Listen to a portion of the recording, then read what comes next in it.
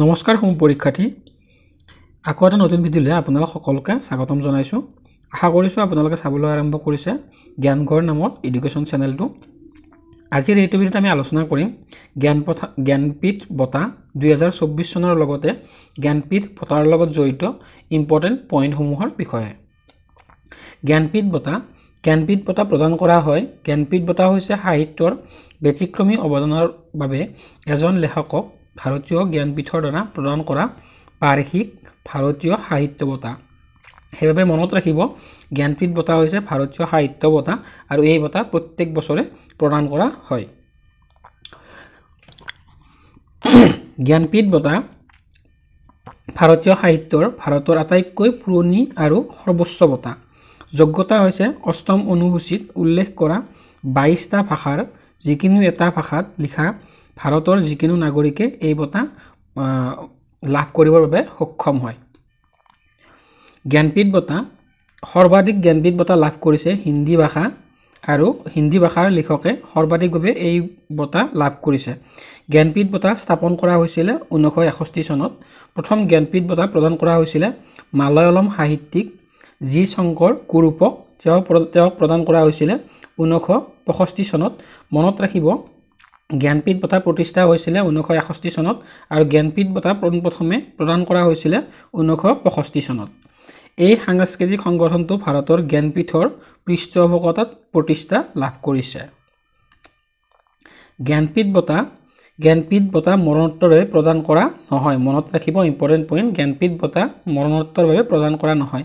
এই বঁটাত বৰ্তমান 11 লাখ টকাৰ ৰাশি প্ৰদান কৰাৰ লগতে প্ৰশস্তি আৰু বাগদেৱীৰ ব্ৰঞ্জৰ প্ৰতিমূৰ্তি প্ৰদান কৰা হয়। ইয়াৰ প্ৰাথমিক ধন প্ৰথম অৱস্থাত ইয়াৰ ধন আছিলে 1 লাখ। 2005 চনত ইয়াৰ ধনৰ পৰিমাণ হৈছে 7 লাখ আৰু বৰ্তমান ইয়াৰ ধনৰ পৰিমাণ হৈছে 11 লাখ। ভাৰতীয় জ্ঞানপীঠ সংগঠনৰ বৰ্তমানৰ সভানেত্ৰী হৈছে প্ৰতিভা সত্যজিৎ। মনত ৰাখিব বৰ্তমান ভাৰতীয় জ্ঞানপীঠ সংগঠনটোৰ সভানেত্ৰী হৈছে প্ৰতিভা সত্যজিৎ। 58 সংখ্যক জ্ঞানপীঠ বঁটা প্ৰদান কৰা হয়। এই বঁটা 2023 চনৰ বাবে 24 চনত প্ৰদান কৰা হয়। এই 2024 চনত অনুষ্ঠিত হোৱা জ্ঞানপীঠ বঁটাৰ এইটো হৈছে 58 সংখ্যক সংস্কৰণ। 2024 চনত এই বঁটা দুটা ভাষাৰ বাবে প্ৰদান কৰা হৈছে। সেই দুটা হৈছে সংস্কৃত আৰু উৰ্দু ভাষাৰ বাবে এই বঁটা প্ৰদান কৰা হৈছে। এই বঁটা সংস্কৃত ভাষাৰ লিখকে দ্বিতীয়বাৰৰ বাবে আৰু পঞ্চমবাৰৰ বাবে উৰ্দু ভাষাৰ লিখকে লাভ কৰিছে। মনত ৰাখিব ছেকেণ্ড টাইম লাভ কৰিছে সংস্কৃত ভাষাৰ লিখকে আৰু 5th টাইম লাভ কৰিছে উৰ্দু ভাষাৰ লিখকে। 58 সংখ্যক জ্ঞানপীঠ বঁটা লাভ কৰিছে জগতগুৰু ৰাম ভদ্ৰাচাৰ্য, তেওঁ সংস্কৃত লিখনিৰ বাবে, আৰু গুলজাৰ হুছেইন চাহাবে লাভ কৰিছে উৰ্দু ভাষাৰ লিখনিৰ বাবে। লগতে অন্যান্য তথ্য ইয়াৰ আগত হৈ যোৱা এডিশ্যন কেইটাৰ কোনে লাভ কৰিছে বা কোনটো ছাবজেক্টৰ বা কোনটো ভাষাৰ বাবে লাভ কৰিছে এইখিনি আমি একেলগে আলোচনা কৰি যাম। 54 সংখ্যক জ্ঞানপীঠ বঁটা 2018 চনত অমিতাভ ঘোষক প্ৰদান কৰা হয়। তেওঁ ইংৰাজী ভাষাৰ বাবে প্ৰথমবাৰৰ বাবে এই বঁটা লাভ কৰিছে। তো পৰীক্ষাত সুধিব পাৰে যে ইংৰাজী ভাষাৰ জ্ঞানপীঠ বঁটা লাভ কৰা প্ৰথম ব্যক্তিগৰাকী কোন? তেওঁ হৈছে অমিতাভ ঘোষ। কোন চনত? 2018 চনত। 55 সংখ্যক জ্ঞানপীঠ বঁটা 2019 চনত অক্তিতম আচুতন নামবুধিনীক প্ৰদান কৰা হয়। তেওঁ হৈছে মালয়ালম সাহিত্যিক। 56 সংখ্যক জ্ঞানপীঠ বঁটা 2021 চনত অসমৰ লিখক নীলমণি ফুকনক প্ৰদান কৰা হয়। তেওঁ হৈছে অসমীয়া সাহিত্যিক। মনত ৰাখিব 57 সংখ্যক জ্ঞানপীঠ বঁটা 2022 চনত দামোদৰ মৌজুক প্ৰদান কৰা হয়। তেওঁ কোঙ্কণী ভাষাৰ লিখক আছিলে। মনত ৰাখিব। লগতে অসমৰ পৰা জ্ঞানপীঠ বঁটা লাভ কৰা কেইগৰাকীৰ নাম একেলগে জানি থওঁ। অসমৰ পোনপ্ৰথমে জ্ঞানপীঠ বঁটা লাভ কৰিছিল ধীৰেন্দ্ৰ কুমাৰ ভট্টাচাৰ্য। মনত ৰাখিব তেওঁ অসমৰ প্ৰথমগৰাকী ব্যক্তি যিয়ে প্ৰথম জ্ঞানপীঠ বঁটা লাভ কৰিছিল। তেওঁ 1979 চনত এই বঁটা লাভ কৰিছিল মৃত্যুঞ্জয় নামৰ কিতাপখনৰ বাবে। তাৰে পিছত মামণি ৰয়ছম গোস্বামীয়ে এই বঁটা লাভ কৰিছিল 2000 চনত আৰু নীলমণি ফুকন জুনিয়ৰে এই পুৰস্কাৰ লাভ কৰিছিলে 2021 চনত।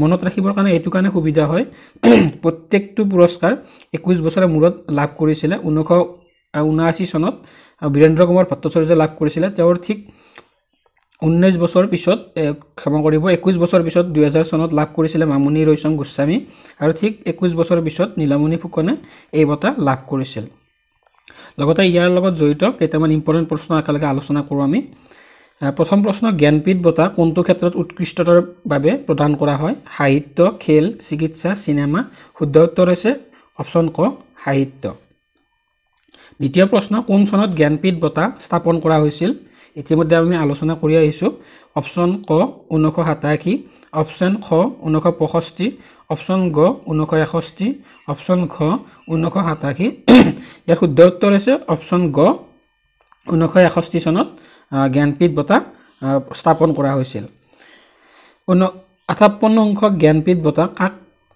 সন্মানিত কৰা হৈছিল অপচন এ গুলজাৰ অপচন খ জগতগুৰু ৰাম ভদ্ৰাচাৰ্য অপচন গ দুয়োটাই অপচন গ এটাও নহয় শুদ্ধ উত্তৰ হৈছে অপচন গ দুয়োটাই মানে 58 সংখ্যক জ্ঞানপীঠ বঁটা গুলজাৰ হুছেইন সাহাবক উৰ্দু ভাষাৰ বাবে আৰু জগতগুৰু ৰাম ভদ্ৰাচাৰ্যক সংস্কৃত ভাষাৰ বাবে প্ৰদান কৰা হৈছিল তাৰে পিছৰ প্ৰশ্ন প্ৰথমবাৰৰ বাবে কোন বছৰত জ্ঞানপীঠ বঁটা প্ৰদান কৰা হৈছিল অপচন এ 1957 চন 1965 চন 1961 চন 1963 চন শুদ্ধ উত্তৰ হৈছে 1965 চনত পোনপ্ৰথমে জি শংকৰ কুৰুপক জ্ঞানপীঠ বঁটা প্ৰদান কৰা হয় 1965 চনত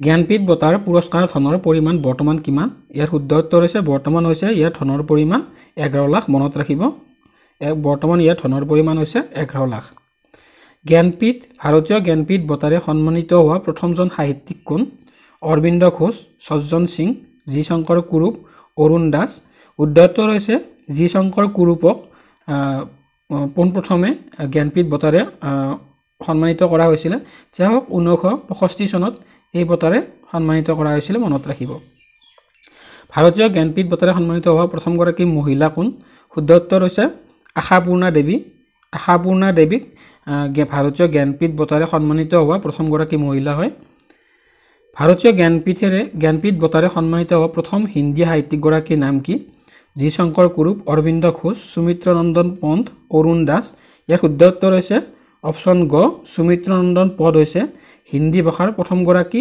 সাহিত্যিক যিয়ে ভাৰতীয় জ্ঞানপীঠ বঁটাৰে সন্মানিত হৈছিল ভাৰতীয় জ্ঞানপীঠ বঁটাৰে সন্মানিত হোৱা প্ৰথম ইংৰাজী সাহিত্যিকগৰাকীৰ নাম কি জি শংকৰ কুৰুপ অৰবিন্দ ঘোষ সুমিত্ৰ নন্দন অমিতাভ ঘোষ ইয়াৰ শুদ্ধ উত্তৰ হৈছে অপচন খ অমিতাভ ঘোষ হৈছে ইংৰাজী সাহিত্যৰ বাবে ভাৰতীয় জ্ঞানপীঠ বঁটাৰে সন্মানিত হোৱা প্ৰথমগৰাকী সাহিত্যিক তেওঁ 2018 চনত এই বঁটাৰে সন্মানিত কৰা হৈছিল মনত ৰাখিব আজিৰ ভিডিঅ'টো শেষৰটো কোৱেশ্চন তলৰ কোনে জ্ঞানপীঠ বঁটা প্ৰদান কৰে ভাৰতৰ ৰাষ্ট্ৰপতি ভাৰতীয় সাংস্কৃতিক সম্পৰ্ক পৰিষদ সাহিত্য একাডেমী ভাৰতীয় জ্ঞানপীঠ শুদ্ধ উত্তৰ হৈছে অপচন খ ভাৰতীয় জ্ঞানপীঠৰ দ্বাৰা ভাৰতীয় জ্ঞানপীঠ বঁটা প্ৰদান কৰা হয় মনত ৰাখিব তো আজিৰ ভিডিঅ'টো ইমানখিনি আছিল ধন্যবাদ